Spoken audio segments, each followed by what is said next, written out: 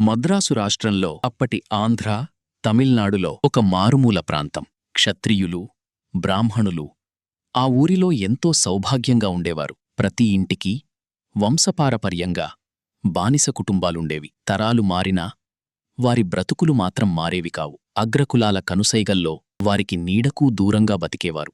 జీవితంలో వెలుగు లేకున్నా ఆ సూర్యభగవానుణ్ణి చూడకుండా ఆ తక్కువ జాతి ప్రజలకు రోజు మొదలవ్వదు.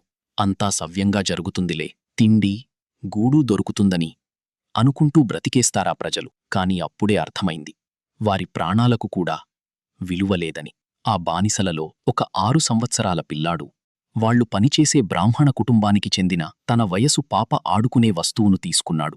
అదే తప్పుగా భావించి ఆ పిల్లాడిని చిత్రహింసలు పెట్టారు. చిన్న ప్రాణంలో ప్రాణవాయువు తక్కువై ఆ పిల్లాడు చనిపోయాడు. చనిపోయిన పిల్లాడి కుటుంబంతో పాటు ఆ గ్రామంలో ఉన్న బానిస కుటుంబాలన్నీ కూడా పిల్లాడి అంత్యక్రియలకు వెళ్లారు.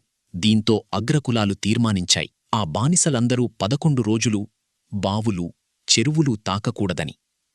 11 రోజులు నీళ్లు లేక మరో 4 పిల్లలు చనిపోయారు. అయినా అగ్రకులాల తీర్మానం మారలేదు. అప్పటికే తమిళనాడులో పెరియర్లాంటి వ్యక్తులు ద్రావిడ ఉద్యమాన్ని మొదలుపెట్టి జనాల్లో అభ్యుదయం తీసుకొస్తున్నారు. ఆ ప్రభావమో, పిల్లలను కోల్పోయిన బాధో తెలియదు. రాజన్న అందరి బానిసలను ఒకేచోట చేరేలా చేశాడు.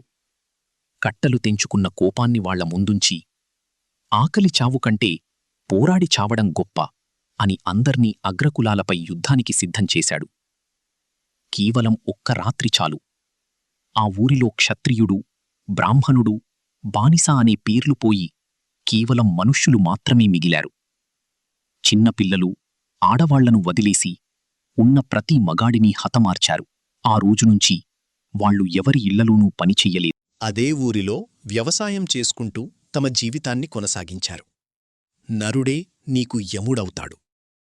మన ప్రతిఘటనను చూసి ఎక్స్ట్రీమిస్టులు, టెర్రరిస్టులు అంటారు వాళ్ళు.